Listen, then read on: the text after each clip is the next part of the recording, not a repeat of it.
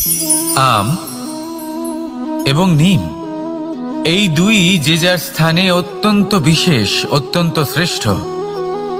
আম আমাদের শক্তি বাড়ায়, আর অন্যদিকে নিম রোগের সাথে লড়াই করার আমাদের ক্ষমতা বাড়ায়।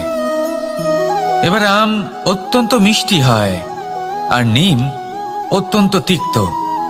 তাই এই কারণে কি নিমের নিরাশ হওয়া উচিত বা নিজেকে ঘৃণা করা উচিত?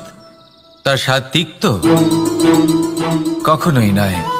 দেখুন, নিম তিক্ত, এতে নিমের কোনো দোষ নেই। দোষ হলো জিহ্বার, যে মিষ্টি পছন্দ করে, তিক্ত পছন্দ করে না। কিন্তু যদি আপনি নিজের জীবনে নিমের প্রয়োগ না করেন, তাহলে আপনার রোগ প্রতিরোধ ক্ষমতা বাড়বেই না। তাই নিম হলো অত্যন্ত গুরুত্বপূর্ণ। এর থেকে আপনি কি শিক্ষা পেলেন? এটাই যে জীবনে কখনো অন্য কারোর মাপকাঠি দ্বারা নিজেকে পরখ করবেন না। আপনার যোগ্যতা, আপনার বিশেষত্ব, আপনার গুণ অপগুণ, এই সব কিছু আপনি নিজে বুঝে নিন, সেটাই যথেষ্ট। আসুন আর আমার সাথে ভালোবেসে বলুন, রাধা রাধা। আমরা সকলে জীবনে ঈশ্বরের কাছে কিছু না কিছু প্রার্থনা করি, আর ঈশ্বর যখন আমাদের মনস্কামনা পূরণ করেন তখন আমরা প্রসন্ন হয়ে যাই। কিন্তু যখন ঈশ্বর আমাদের মনস্কামনা পূর্ণ করেন না, তখন আমরা ভাবি, সন্দেহ করি যে সত্যি ঈশ্বর আছেন। আপনাকে একটা কথা বলি, আপনি যদি ঈশ্বরের সম্মুখে নিজের ইচ্ছে বা মনস্কামনা রাখেন আর ঈশ্বর তা পূরণ করেন, তার অর্থ হলো ঈশ্বর এটা জানেন যে আপনার তার প্রয়োজন রয়েছে। কিন্তু যদি আপনি কামনা করেন আর তা পূর্ণ না হয়, তাহলে শুধু এটা মনে রাখবেন যে ঈশ্বর সেই সব দেখতে পান যা আপনি দেখতে পাচ্ছেন না।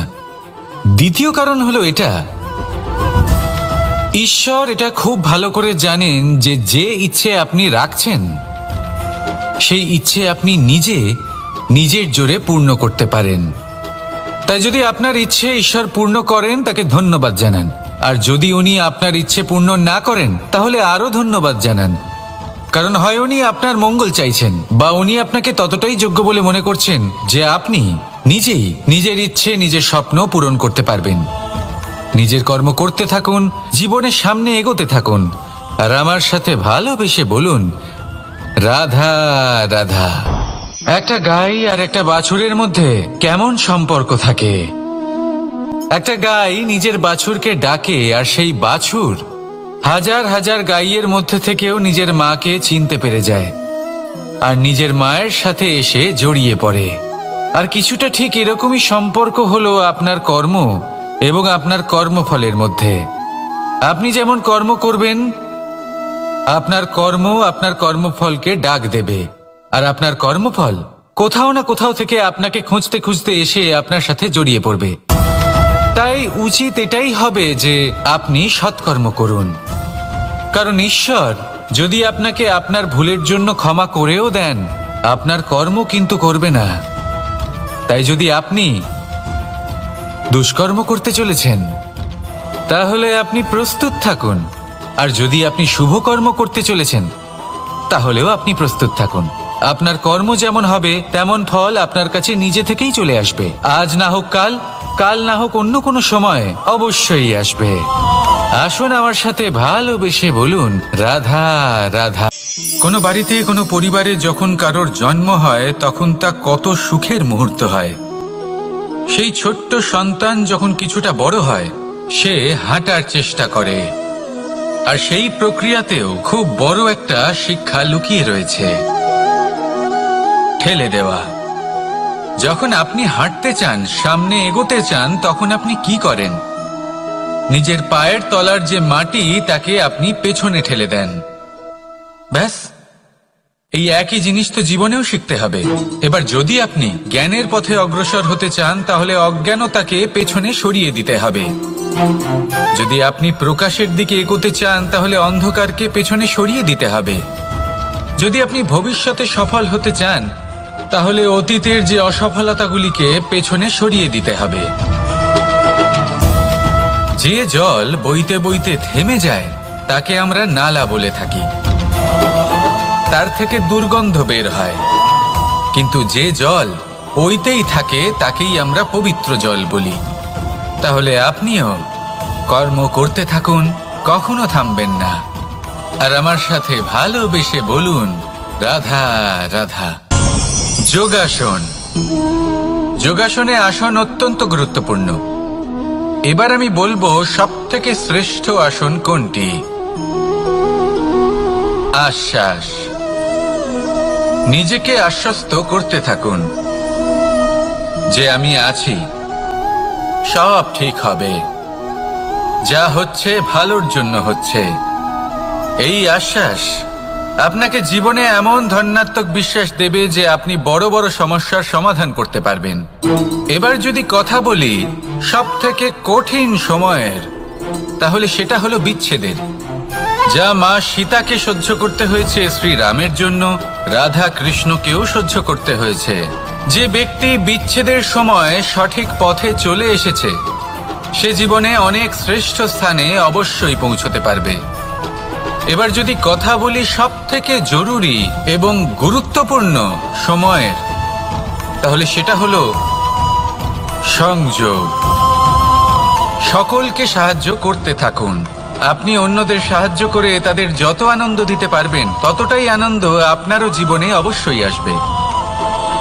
আসুন আর আমার সাথে ভালোবেসে বলুন, রাধা রাধা। কামবোধ, এটাই আপনার অন্তরের প্রথম শত্রু। বেশিরভাগ মানুষই কামবোধ বলতে লালসা বোঝেন, কিন্তু এটা সম্পূর্ণ সত্য নয়। কামের আসল অর্থ হলো কামনা। এটা খুবই সহজ ব্যাপার। মনুষ্য শরীর থাকলে, মানুষের মন থাকলে এই কামনা অবশ্যই থাকবে। এবার এটাই দেখতে হবে যে এই কামনা নেতিবাচক কামনা নাকি ইতিবাচক কামনা। অন্য কারোর জিনিসে নজর দেওয়া, অন্য কোনো মানুষের উপর নজর দেওয়া, কোনো অনুচিত বস্তুর দিকে নজর দেওয়া, এই নেতিবাচক কামনা। আর এই দুষ্কামনা মানুষকে দিয়ে অপকর্ম করাবেই করাবে। তাই মনে রাখবেন, যে ব্যক্তি নিজের কামনাকে নিয়ন্ত্রণে রাখতে পারেন তিনি সঠিক পথেও থাকেন, সঠিক লক্ষ্যে পৌঁছতেও পারেন। যিনি কামনা নিয়ন্ত্রণে রাখতে পারেন না তিনি তার পথও হারিয়ে ফেলেন এবং লক্ষ্যচ্যুতও হন। তাই মনে রাখবেন, নিজের কামনাগুলিকে নিয়ন্ত্রণে রাখুন। কাম নামক এই শত্রুর ওপর বিজয় লাভ করুন। আর আমার সাথে ভালোবেসে বলুন, রাধা রাধা। আমাদের জীবনে দুই ধরনের সম্পত্তি হয়ে থাকে। এক হলো ভৌতিক সম্পত্তি, এক হলো জৈবিক সম্পত্তি। অর্থ, সম্পদ, সুবিধে, খাদ্য, এই সব ভৌতিক সম্পত্তির মধ্যে পড়ে। ব্যক্তি, মিত্র, পরিবার, আমাদের আপনজন, আত্মীয় স্বজন সব জৈবিক শ্রেণীতে পড়ে। আর প্রত্যেক মানুষের পক্ষে এই বিভাজন বোঝা অত্যন্ত আবশ্যক। কারণ মূলত আমাদের ব্যবহার দুই রকমের হয়ে থাকে। হয় আমরা ভালোবাসি বা আমরা সদ্ব্যবহার করি। আর সবথেকে বড় ভুল আমরা তখন করি যখন আমরা বুঝতেই পারি না যে ভালোবাসবো কাকে আর ব্যবহার করব কাকে।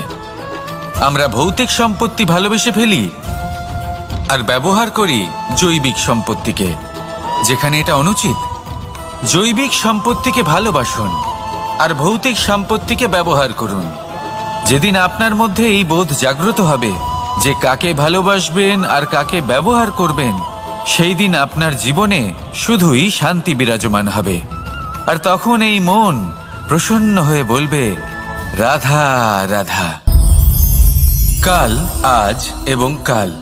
আমাদের সমগ্র জীবন এই তিনটির আশেপাশেই ঘুরতে থাকে। আমরা সবসময় বিগত সময়ের বিষয়ে ভাবতে থাকি। অতীতে যদি আমাদের দ্বারা কোনো ভুল হয় সেই বিষয়ে ভেবে ভেবে আমরা সবসময় অনুতাপ করতে থাকি। এটা উচিত নয়। দেখুন, অতীতের থেকে শিক্ষা লাভ করা অত্যন্ত আবশ্যক, কিন্তু সেই ভুল যাতে আবার না হয় সেই কাজটা কিন্তু আপনাকে বর্তমানেই করতে হবে, তাই না? দ্বিতীয় কথা, আমরা সবসময় ভাবি আগামী দিনের বিষয়ে, ভবিষ্যতের বিষয়ে।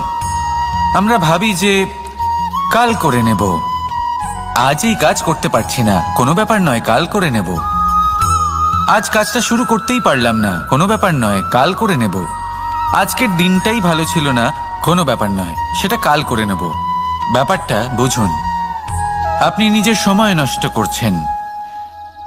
দেখুন, এই যে কাল, তা কখনোই আপনার হাতে আসবে না। তাই যে কাজ করতে চান সেটা আজকেই করুন, অন্তত শুরুটা করুন। কারণ এই আগামী সময় তা সবসময় আপনার থেকে এক কদম আগে থাকবে, একদিন এগিয়ে থাকবে। জানেন কেন?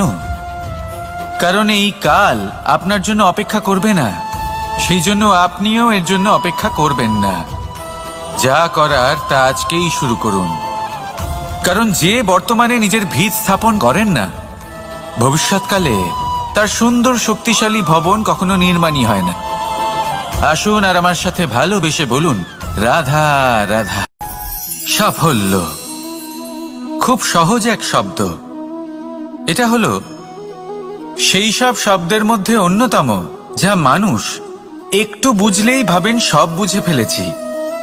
আর যেই উনি বুঝতে পারেন সাফল্য কি, আজীবন সেই সাফল্যের পেছনেই ছুটতে থাকেন। এই সাফল্য হলো একটা খেলার মতো, যাতে মানুষ নিজের সমস্ত জীবন বাজি লাগিয়ে দেন। আর প্রত্যেক খেলার মতোই এরও কিছু নিয়ম রয়েছে। আর প্রাথমিক নিয়ম হলো, এই সাফল্য লাভ করার জন্য সাফল্য লাভ করার স্বপ্ন আপনাকে অবশ্যই দেখতে হবে আগে। হ্যাঁ, কিন্তু শুধুমাত্র স্বপ্ন দেখলেই কিছুই হবে না। স্বপ্ন দেখুন, তারপরে আপনার নিজের নিদ্রাকে ভঙ্গ করতে হবে, দিনরাত পরিশ্রম করতে হবে, দিনরাত চেষ্টা করতে হবে। তবেই এই সাফল্য আপনার কাছে আসবে আর আপনার পদানত হবে। তাহলে স্বপ্ন দেখুন আর পরিশ্রম করে তাকে সার্থক করুন। যদি এটা করেন তবেই সাফল্য সহজেই আপনার কাছে আসবে। আর তখন মন প্রসন্ন হয়ে বলবে, রাধা রাধা। সমস্যা, প্রত্যেকের জীবনেই সমস্যা আসা যাওয়া করে। আর প্রত্যেক মানুষ সমস্যা আসার পর তার সমাধান খুঁজতে উঠে পড়ে লাগেন। কিন্তু যখনই সমস্যার সমাধান হয়ে যায়, আমরা সুপ্রসন্ন হয়ে যাই এবং অসাবধানও হয়ে যাই। আমাদের মনে হয় যে আমরা সম্পূর্ণরূপে সমস্যার অন্ত করেছি, কিন্তু কোথাও না কোথাও একটা ছোট্ট বীজ রয়েই যায়। আর সেই বীজ আমাদের অসাবধানতার ছত্রছায়ায় বড় হতে থাকে, আর তারপর মহা সংকট হয়ে আবার আমাদের উপর আক্রমণ করে। এই সংকট যে কোনো রূপে আসতে পারে, কোনো শত্রুর রূপেও আসতে পারে, বা কোনো মহামারীর রূপেও আসতে পারে। সেই জন্য সবসময় সাবধান থাকাই উচিত। কারণ অসাবধান হলে কি হয়, আমাদের সুরক্ষা চক্রে একটা ছেদ উৎপন্ন হয়, আর আমাদের শেষ করতে পারে এমন এক বাণ সেই ছেদ বিন্দু হয়ে আমাদের হৃদয়ে প্রবেশ করতে পারে। তাই যে কোনো সমস্যার সমাধান করুন, জয়ী হন, উৎসবও পালন করুন, কিন্তু সাবধানে থাকবেন। আসুন আর আমার সাথে ভালোবেসে বলুন, রাধা রাধা। এই সংসারের অন্তের এর বিনাশের প্রারম্ভ কিভাবে হয়? কোনো যোগের মাধ্যমে, কোনো ভয়ানক অসুরের আগমনে, নাকি প্রকৃতির রাগের কারণে? না, এই সংসারের বিনাশের প্রারম্ভ হয় আমি থেকে। এই আমি, এই তুমি, এটা আমি করেছি, ওটা তুমি করেছো, এটা আমার, ওটা তোমার, আদি ইত্যাদি। এই ভাব যখন মনে বাসা বেঁধে নেয়, সর্বপ্রথম ঘর ভাগ হয়, তারপর বসতি, তারপর প্রাণ, আর তারপর দেশ, আর সবার শেষে সমস্ত সংসার ভাগ হয়ে যায়। আর এই ভাগ হয়ে যাওয়া শেষে মনোমালিন্যে পরিণত হয়। এখন এমত অবস্থায় কি করা যেতে পারে? কিভাবে বাঁচা যায় এই পরিস্থিতির থেকে? কিভাবে দূরে থাকা যায় এই বিনাশের থেকে? উত্তর সেই একটাই, করুণা। একে অপরের দরকারগুলি বুঝুন, একে অপরের সমস্যাগুলি বুঝুন, একে অপরের দুঃখের সাথী হয়ে দাঁড়ান, একে অপরের সুখের ভাগীদার হন। আর শেষে যখন এই আমি আমরাতে পরিণত হবে, তখন এই বিনাশ নিজে থেকেই দূরে চলে যাবে। তাহলে আমরাতে বিশ্বাস করতে শিখুন আর আমার সাথে ভালোবেসে বলুন, রাধা রাধা।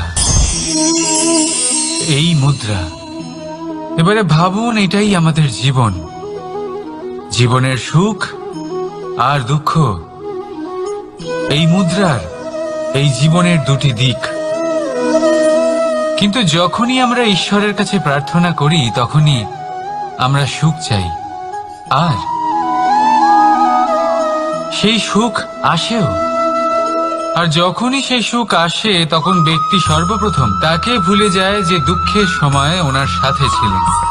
আর এমত অবস্থায় উনি সাহায্য করেন না, উনি করেন উপকার। আর এই উপকারের বদলে মানুষের থেকে উনি নিজের জন্য শ্রদ্ধা চান। আর সেই শ্রদ্ধা, সেই চাহিদার কারণে উনি নিজেকে অন্যদের থেকে শ্রেষ্ঠ, অন্যদের থেকে ভিন্ন মনে করতে বিবশ হয়ে যান। আর আলাদা হবার কারণে তার মধ্যে জেগে ওঠে অহংকার, আর সেটাই হয় তার পতনের কারণ। এবার এতে কি করা যেতে পারে, কি চাওয়া যেতে পারে ঈশ্বরের কাছে? এই প্রশ্ন অবশ্যই মনে আসে।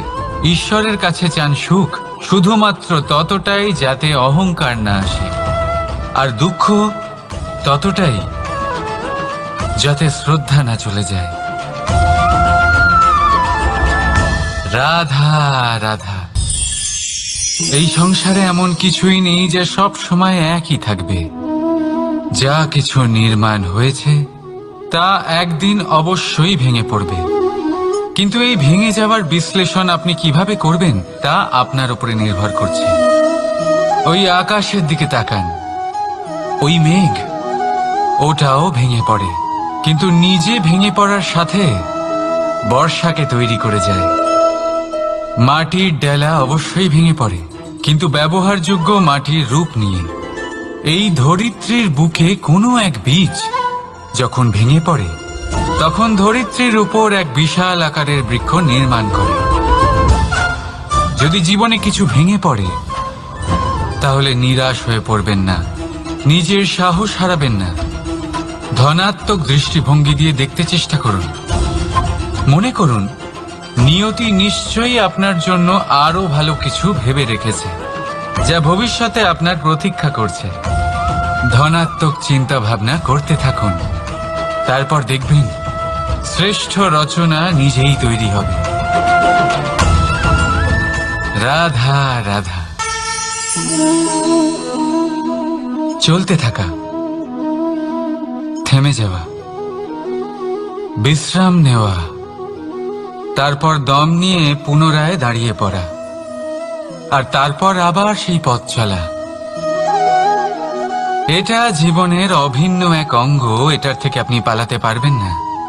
কিন্তু এই অঙ্গকে আপনি নিজের জীবনে কিভাবে প্রয়োগ করবেন, কিভাবে তাকে কাজে লাগাবেন, সেই সিদ্ধান্ত আপনাকে নিতে হবে।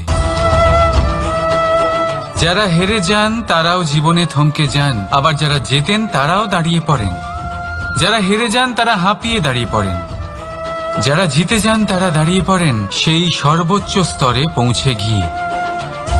এবার দাঁড়াতে তো আপনাকে হবেই, তা হতেই হবে।